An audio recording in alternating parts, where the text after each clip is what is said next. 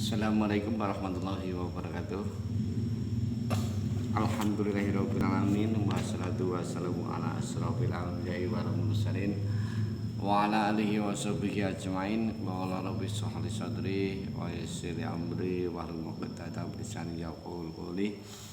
Puji syukur kehadirat Allah Subhanahu wa taala yang telah memberikan rahmat, taufik serta inayahnya sehingga kita dapat berjumpa kembali dalam keadaan sehat walafiat, tak kurang suatu apapun, dan selalu mendapatkan rahmat dan hidayah dari Allah Subhanahu wa taala. Allahumma amin.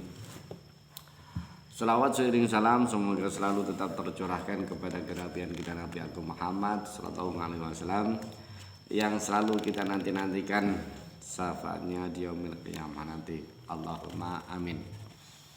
Pada kesempatan kali ini saya akan memaparkan judul yang berbeda, yaitu dari sebelumnya. Ini akan membahas tentang sejarah, yaitu sejarah Islam dan orientalisme Rusia. Nah, ini kita akan membahas tentang perkembangan Islam di negara Rusia.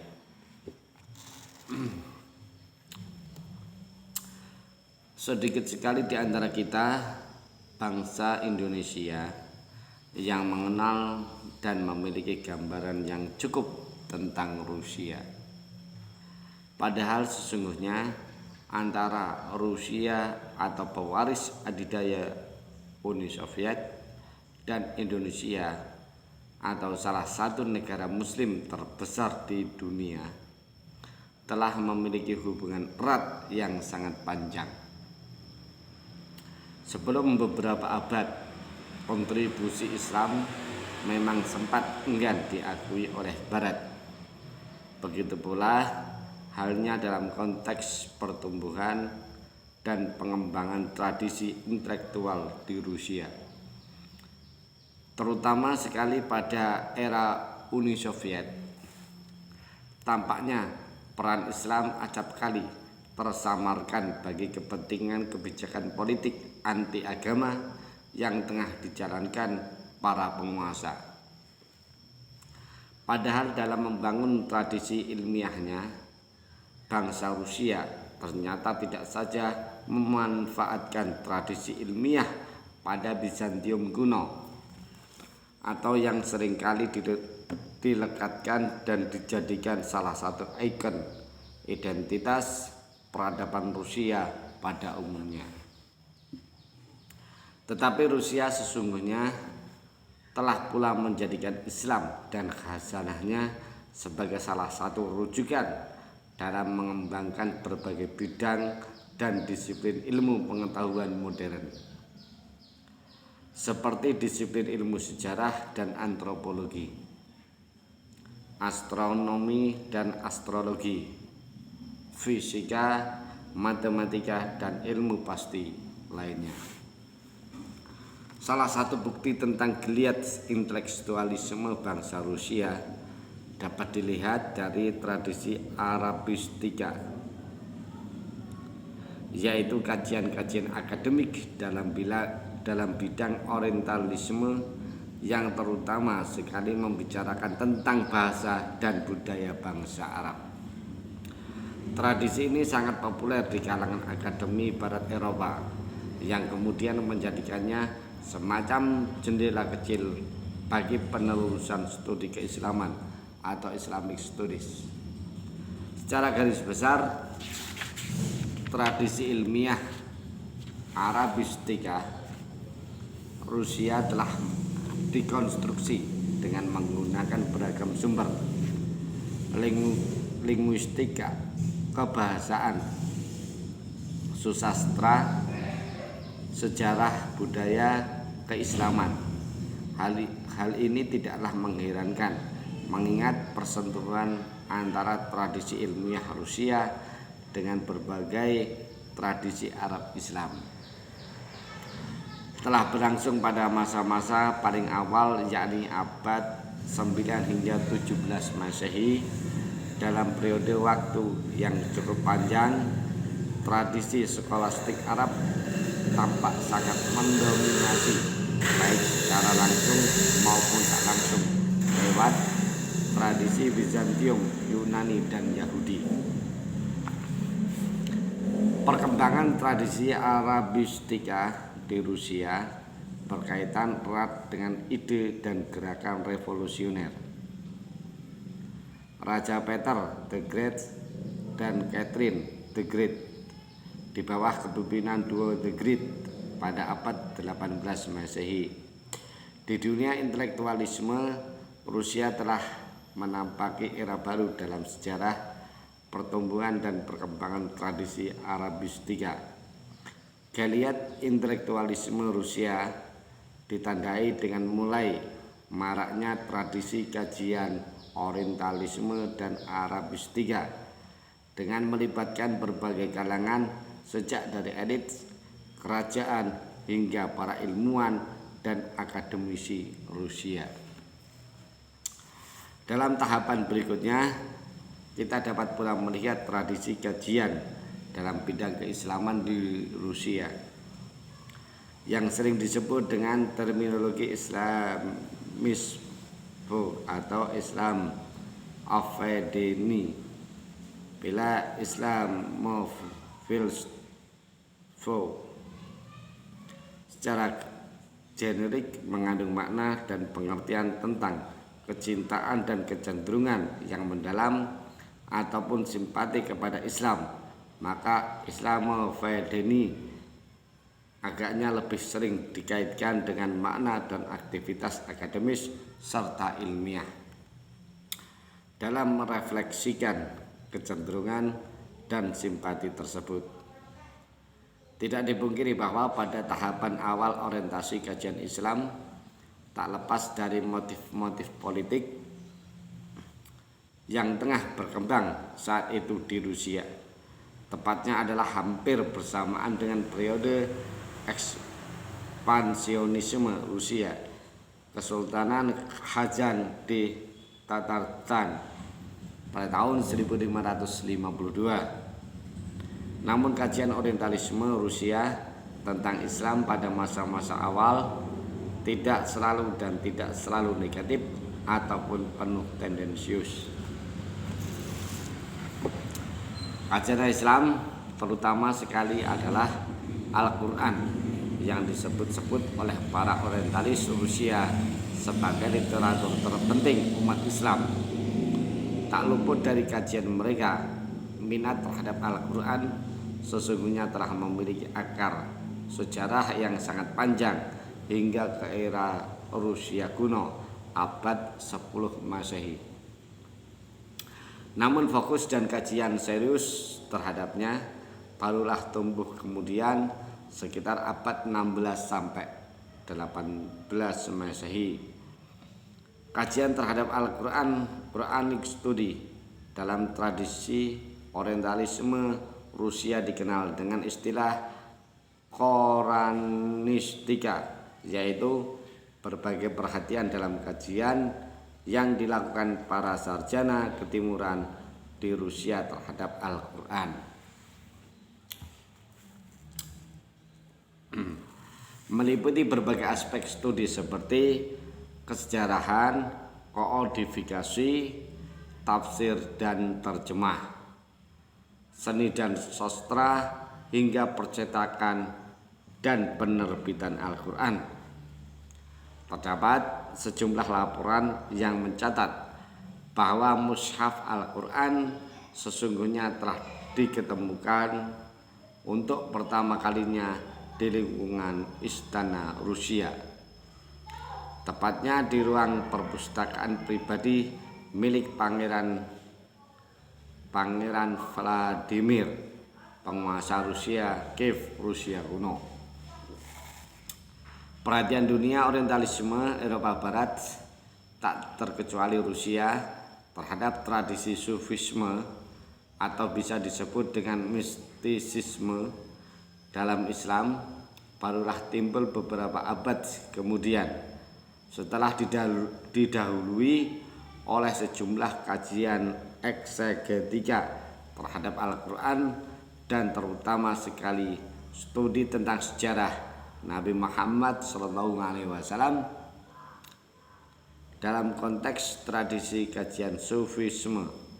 Tampaknya orientalis Islam Molok Rusia tertinggal sekitar 6 hingga 7 abad dibandingkan Eropa Barat.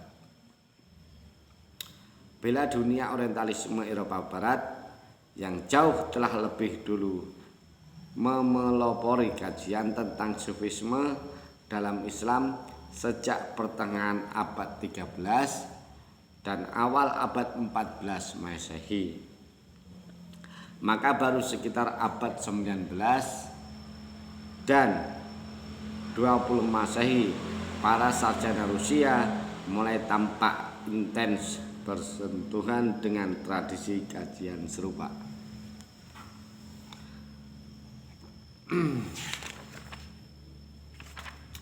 Kemudian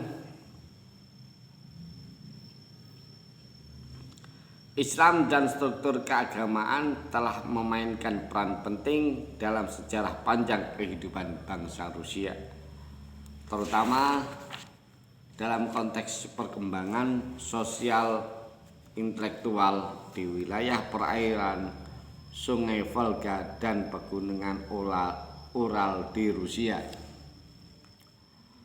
Di antara struktur-struktur keagamaan dalam Islam, tampaknya Sufisme dan organisasi Thariqat lebih menonjol melebihi struktur keagamaan lainnya, karena diyakini memiliki beberapa fungsi antara lain sebagai jalan menuju Tuhan, yakni ajaran esoterik yang menawarkan sejumlah tata aturan dan metode-metode yang baik untuk membersihkan jiwa manusia dari berbagai kejahatan,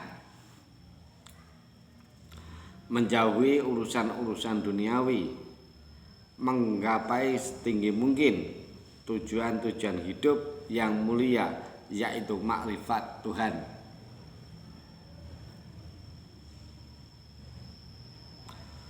Makrifat Tuhan ataupun bersatu dengannya, yaitu Allah. Dan sebagai orientasi moral ideal yang berguna bagi tata kehidupan masyarakat secara intrinsik lewat model-model gerakan dan institusi pendidikan Islam seperti maktab dan madrasah.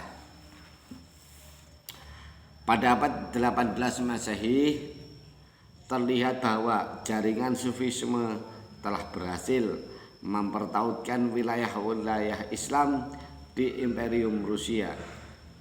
Interkoneksitas dimaksud bahkan tidak hanya menghubungkan wilayah Volga dengan Asia Tengah dan Kaukasus, tetapi juga dengan pusat-pusat keislaman lainnya seperti Istanbul dan Kairo, tak terkecuali India. Dengan demikian dapat dikatakan pula bahwa pada abad 18 Masehi, Sufisme di Rusia memiliki fenomena dan corak yang sungguh beragam, tidak saja berskala lokal atau regional, tetapi juga transnasional. Setidaknya hal ini dapat dilihat dari peran dan kiprah 3 tokoh penting dalam kancah Sufisme di Rusia abad 18 Masehi, yaitu Syekh Abdul Ar-Rahim Utes Imyani, Syekh Abdul Al-Nasir Al-Qursawi, dan Syekh Syihab Al-Din Al-Marjani. Sekarang tentang bulan sabit di negeri beruang merah. Ahmad bin Fadlan, seorang sarjana abad 14 Hijriah atau 10 Masehi, diutus dalam sebuah delegasi oleh Khalifah dinasti Abbasiyah Al-Muqtadir Billah ke Bulgar Volga pada tahun 309 sampai 310 Hijriah atau 921 sampai 922 Masehi yang dipimpin oleh Muhammad bin Sulaiman. Delegasi ini sebenarnya dikirim oleh khalifah untuk memenuhi permintaan Raja Saklab Al-Masih bin Yilhuar untuk memberikan pengajaran tentang agama Islam. Akan tetapi Ibnu Fadlan mengabadikan beberapa pengalaman pertemuan dengan bangsa-bangsa yang ditemui delegasi ini dalam satu risalah yang kemudian diterbitkan dengan judul Risalah Ibnu Fadlan oleh Akademi Arab Damaskus Al-Majma' Al-Ilmi Al-Arabi Dimas Akademi Arab di Damas. Nah ini konon deskripsi ini merupakan yang pertama kali dibuat mengenai bangsa Rusia. Ini berarti bahwa bangsa Arab atau Muslim sudah cukup lama mengenal bangsa utara yang kemudian berinteraksi dengan sangat intensif dengan bangsa-bangsa Muslim yang tinggi di bagian utara dunia Islam sampai saat ini.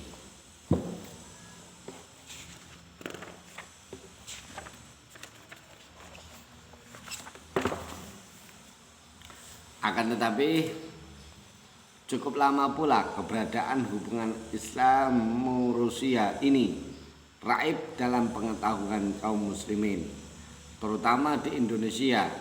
Yang masih banyak diingat adalah kekerasan yang dilakukan Bolshewisme dan Uni Soviet atas bangsa-bangsa muslim di Asia Tengah dan wilayah sekitar Laut Kaspia atau Kazan, terutama Afgan dan Chechen atau Chechnya. Kajian Islam dan Kearaban di Saint Petersburg dan Moskow nyaris tak terdengar. Kenangan hubungan Indonesia-Rusia pun lebih banyak didominasi ketidaknyamanan yang timbul sehubungan dengan pemberontakan komunisme di negeri ini. Beruang merah merupakan mimpi buruk yang tidak mudah hapus dalam ingatan bangsa ini. Orang sering lupa dan banyak yang tidak tahu bahwa ada jutaan muslim di negeri utara itu dan bahwa Islam dan budaya Arab tidak pernah lepas dari perhatian banyak sarjana dan lembaga akademik di sana.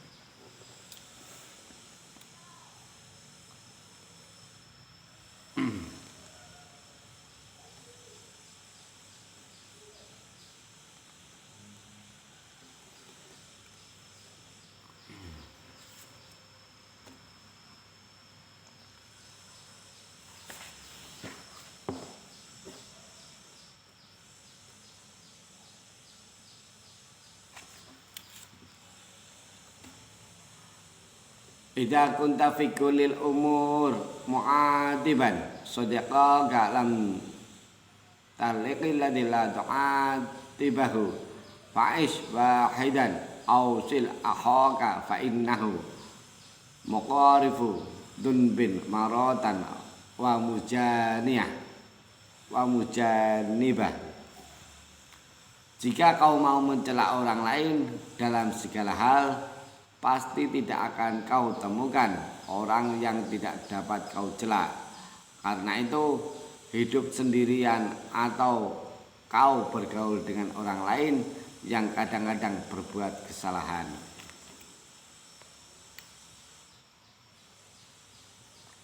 Arabistika kajian Al-Quran dan Sufisme menjadi pilihan bukan karena buku ini lebih banyak ditujukan pada para pembaca di lingkungan akademik, melainkan kelihatannya karena bahan mengenai ketiga hal ini lebih banyak tersedia bagi penulis yang menyelesaikan kajian doktornya di Rusia.